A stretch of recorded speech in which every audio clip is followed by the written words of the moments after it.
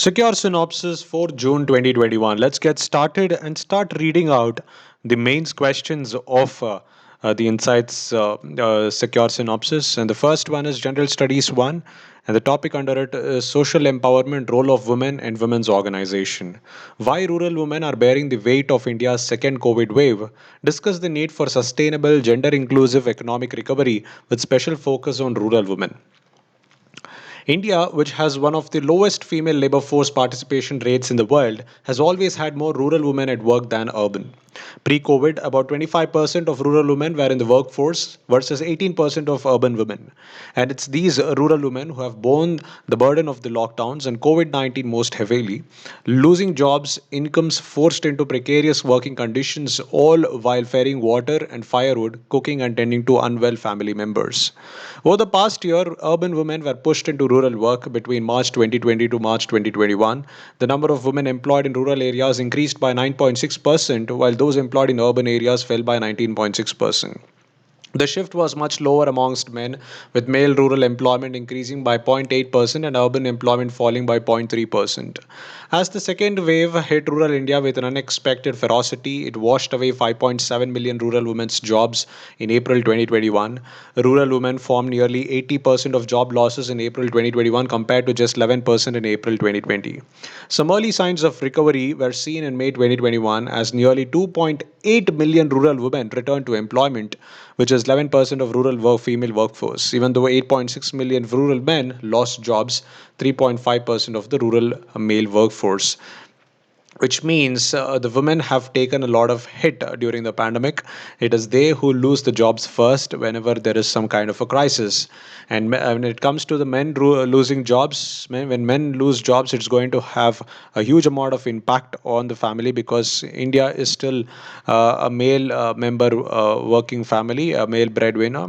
So when a man loses jobs, it's going to take a hit on the entire family. But when a woman takes a hit, it doesn't add up to so much of a crisis at this moment. But issues faced by rural women in second wave of pandemic. A burden of unpaid work. First, the burden of unpaid work under the second wave increased significantly for rural women. Women in rural India spend 5 hours per day on unpaid care work as opposed to an hour spent by men. Dearth of healthcare facility. The paucity of healthcare infrastructure combined with the intensity of the second wave implied that women had to withdraw from paid work to take care of ailing family members. Lack of safe transport. Rural women find their mobility more constrained than ever before, making access to markets and workplaces difficult. Even before the pandemic, venturing outside villages, especially after dark, was an arduous task for women. Disempowered women farmers saw their agricultural produce go to waste as they were unable to sell at mandis and nearby markets. Fisherwomen in the coastal areas were also unable to carry on fishing and undertake subsequent sale of their catch. Less jobs. The availability of Manrega jobs, which served as lifeline for rural women, declined following the first wave of COVID 19. In 2020-2021, rural women formed 51% of all persons employed under the Mahatma Gandhi National Rural Employment Guarantee Scheme, with the budget for the scheme receiving an allocation of 1.1 lakh crore thanks to increased funding under the Atmanirbhar Bharat Abhiyan. The industries with women intensive employment, which were already on a slower recovery path, saw demand collapse under the second wave. Replaced by returning migrants, rural women are being displaced by returning male migrant workers in agriculture. Nearly 30 million came back to their villages during lockdown last year and have stayed back. Well, now what's the way forward despite all these problems? As we slowly but surely see the second wave receding, governments must lead the way in charting a path of a sustainable, gender inclusive economic recovery, starting by focusing on unemployed rural women.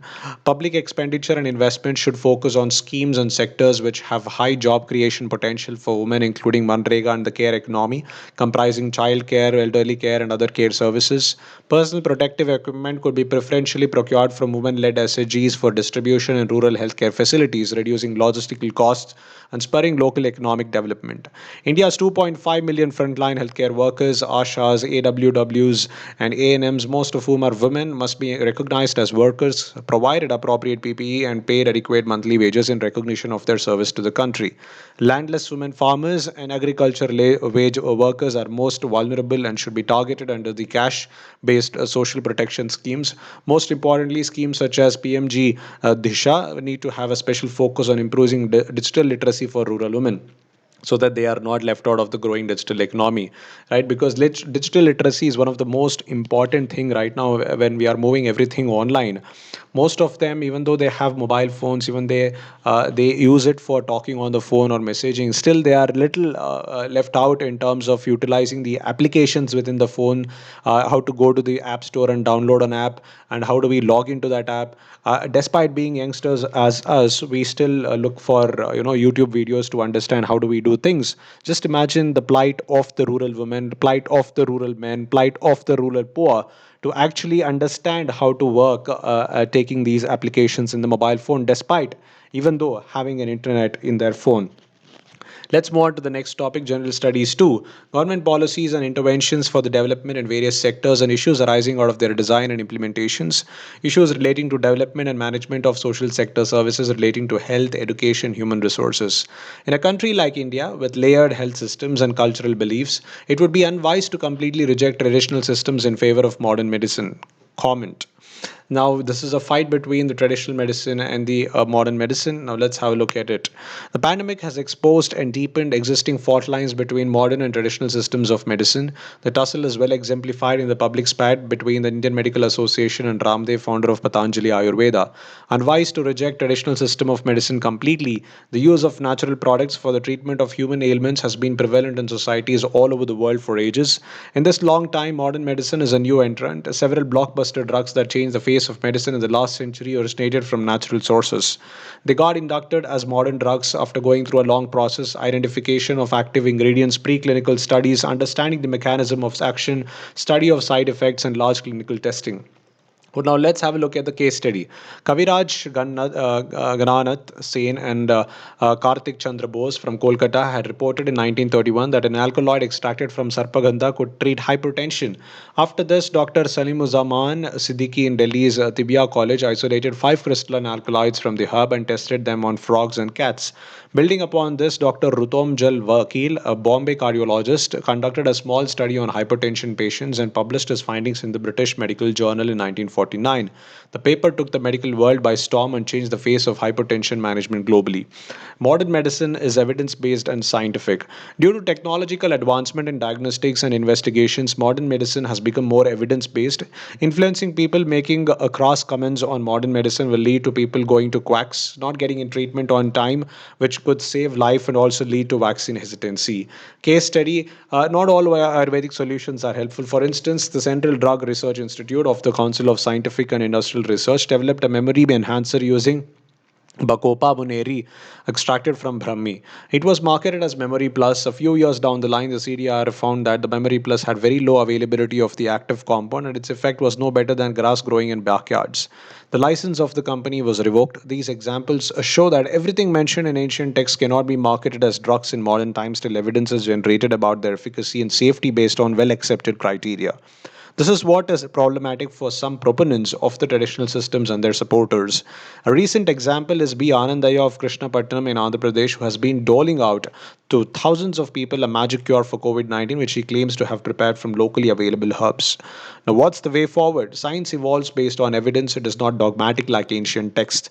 This explains constant revision in the guidance on the administration of plasma therapy, hydrochloroquine, and ivermectin during the pandemic. It is a sign of strength and not a weakness of this knowledge system. At the same time, there are loopholes in the system which some researchers and drug companies use to circumvent laid down procedures in order to push their products without scientific evidence. Unscrupulous people can fudge data and fool medical journals. The use of irrational combinations and antibiotics is rampant. Regulatory systems are grappling with such challenges, creating room for course correction. In a country like India with layered health systems and cultural beliefs, it would be unwise to completely reject traditional systems in favor of modern medicine. All systems should be allowed to exist based on evidence of efficacy and safety of individual drugs and formulations. We need to develop a necessary regulatory mechanism, teaching standards, licensing system, and marketing norms that apply to all systems uniformly. Evidence based medicine is the way to go, be it allopathic, Ayurvedic, or other systems. Now, what's the conclusion? The focus on the so called supremacy of different systems of knowledge is superficial and misleading. It should be instead be on evidence or lack of it and about yardsticks to measure the evidence acceptable to all. Let's move on to the next topic: welfare schemes for vulnerable sections of the population coordination by the center and states in the performance of these schemes. Mechanisms, laws, institutions, and bodies constituted for the production and betterment of these vulnerable sections. Counting more women in science and applied technology is dire for the progress of society. Discuss how can women interact in the field of science and how can we progress from there. That is the type of question that's asked here.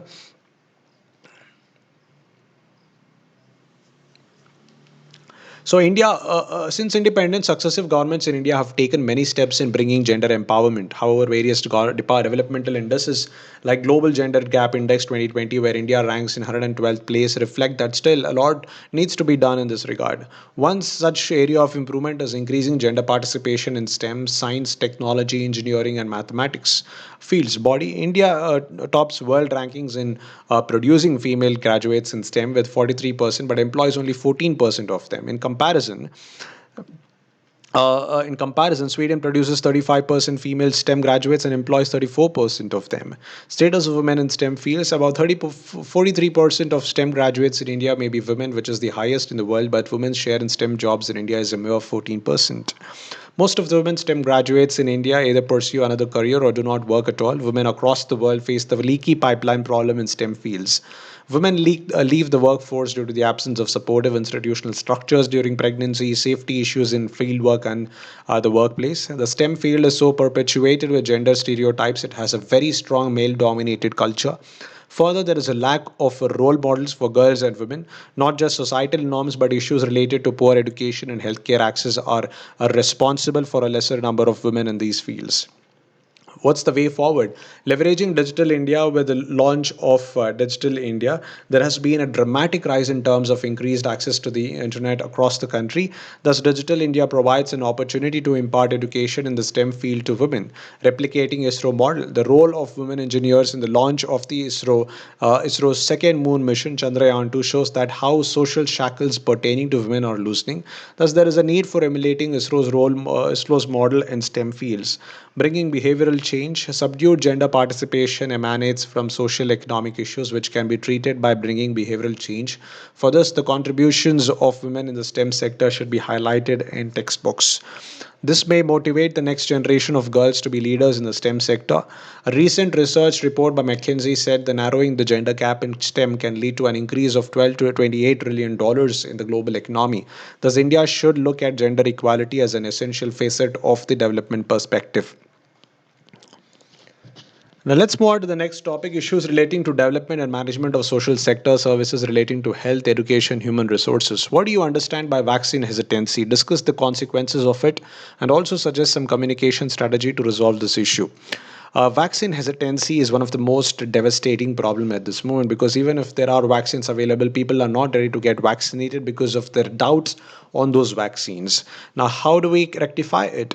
The World Health Organization defines vaccine hesitancy as a delay in acceptance or refusal of vaccines despite the availability of vaccines service. Vaccine hesitancy has been reported in more than 90% of countries in the world.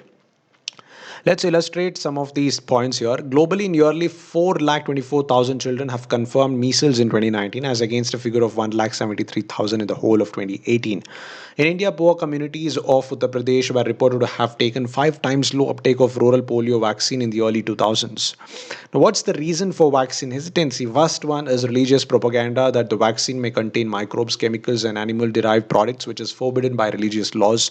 Social media is used in stirring fear in people by falsely blaming vaccines for unrelated diseases in the bedrock of vaccine hesitancy all across the globe. For example, recently some sections in India are refraining from polio vaccine. This is due to the misconception that the polio vaccine caused illness, infertility, and was infective.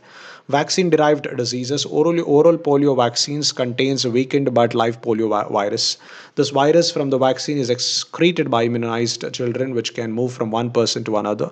This allows the virus to stick around and mutate to a more virulent form, raising the threat of vaccine derived polio virus. Inconvenience in accessing vaccines is also the leading cause of vaccine hesitancy.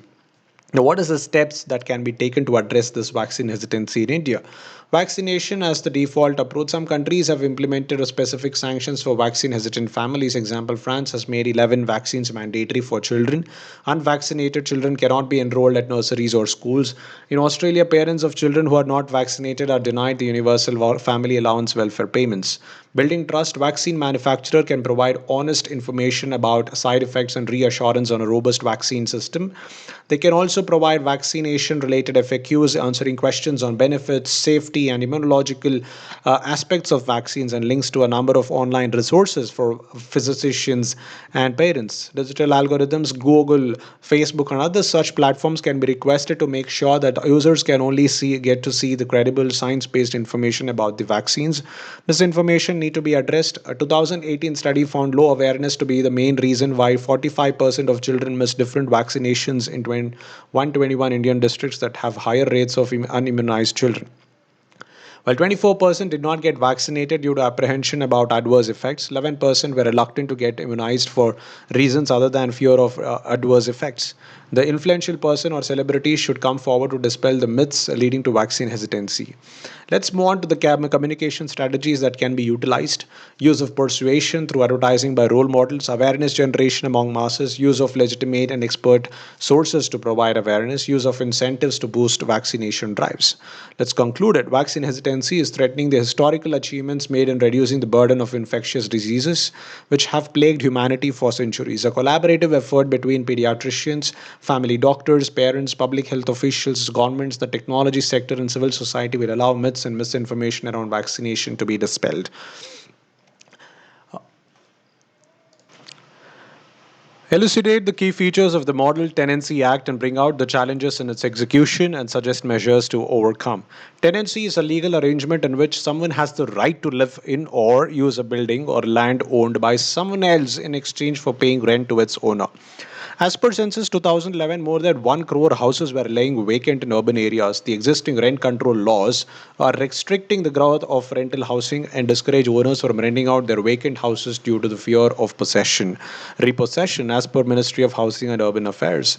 Applicable prospectively and will not affect the existing tenancy is what the new models or law says. A return agreement is a must for all new tenancies. The agreement will have to be submitted to the concerned district rent authority. The law also speaks about roles and responsibilities of landlord and tenants. No landlord or property manager can withhold any essential supply to the premises occupied by the tenant. If tenancy has not been renewed, the tenancy shall be deemed to be renewed on a month-on-month basis on the same terms and conditions as were in the expired tenancy agreement for a maximum period of 6 months. Compensation in case of non-vacancy on the expiry of extended period of 6 months of agreed tenancy period or the termination of tenancy by order or notice, the tenant shall be a tenant in default and liable to pay compensation of double the monthly rent for 2 months and 4 times the monthly rent thereafter. A landowner or property manager may enter a premise in accordance with return notice or notice through electronic medium served at the tenant at least 24 hours before the time of entry. What is the significance? It is an important piece of legislation that promises to ease the burden on civil courts, unlock rental properties stuck in legal disputes, and prevent future tangles by balancing the interests of tenants and landlords. What's the need for a law in this regard? Young, educated job seekers migrating to large metropolises often complain of onerous tenancy conditions and obscene sums of money as security deposits that they are asked to fork out to lease at accommodation. In some cities, tenants are asked to pay security deposits amounting to 11 months of rent. Also, some house owners routinely breach tenants' right to privacy by visiting the premises unannounced for sunrise repair works. Whimsical rent rises are another problem for tenants, many of whom complain of being squeezed as captive customers. Besides, tenants are often accused of squatting on the rented premises or trying to grab the property. Now, what are the challenges? The Act is not binding on the states as land and urban development remain state subjects. Like in the case with RERA, the fear is that the states may choose not to follow the guidelines, diluting the essence of the Model Act. Multiplicity of laws to govern tenancy, as there is already Rent Control Act of 1948 to govern tenancy laws. It heavily penalizes the tenant if he or she doesn't vacate this house in prescribed rent period even during the emergency situations. This clause lack clarity. Law envisages a three-tier grievance redressal system with a district level judge in charge of dispute resolution. This means that states will have to invest time, resources, and efforts to set up these institutions and also spare human resource from an already burdened lower judiciary system. Now, what's the conclusion? Like Real Estate Regulation Act that helps states like Maharashtra to make Maharera successful to a large extent, we may expect tenancy acts in the states to become more efficient in providing a level playing field to both owners and tenants. Let's move on to the next topic, General Studies 3, Indian economy and issues relating to planning, mobilization of resources, growth, development, and employment. Explain the purpose of global minimum corporate tax and discuss how it can help in plugging the base erosion and profit shifting issues. A global minimum corporate tax is a type of corporate tax under this. If a company moves some of its operations to another country having low tax jurisdiction, then the company has to pay the difference between the minimum rate and whatever the firm paid on its earnings overseas. Overall, it is estimated that corporate tax avoidance costs countries should around the world around $300 to $500 billion in all lost revenues each year. The US has sought to impose a global minimum tax on foreign income earned by US corporations. The proposal is to perhaps intended to disincentivize American companies from inverting their structures due to the increase in the U.S. corporate tax rate. The proposal is similar to Two Pillar, which was the Organization for Economic Cooperation and Development's plan to plug the remaining base erosion and profit shifting issues. Now, what's the impact of global minimum corporate tax? The global minimum tax rate would apply to companies' overseas profits. Therefore, if countries agree on a global minimum, governments could still get whatever local corporate tax rate they want. The goal of a global corporate minimum tax is to end a 30-year race to the corporate tax rates. But if companies pay lower rates in a particular country, their home governments could top up their taxes to the agreed minimum rate, eliminating the advantage of shifting profits to a tax haven. The OECD said last month that the governments broadly agreed already on the basic design of the minimum tax, though although the rate remains to be agreed. International tax experts say that that is the thorniest issue. Other items still to be negotiated include whether industries like investment funds and real estate investment trusts should be covered, when to apply the new rate, and ensuring it is compatible with the 2017 US tax reforms aimed at deterring tax base erosion. Over the past decades, a number of countries have enacted tax policies specifically aimed at attracting multinational business. These countries attract investment by lowering corporate tax rates. This, in turn, has pushed other countries to lower their tax rates as well to remain competitive. Responding to the incentives created by these laws, many multinational corporations have moved their assets to low tax countries, particularly their ownership of the intellectual property to countries offering them low or even no tax treatment for the assets they produce. This has impacted countries around the world as they lose out on an estimated $100 billion per year in the tax revenue.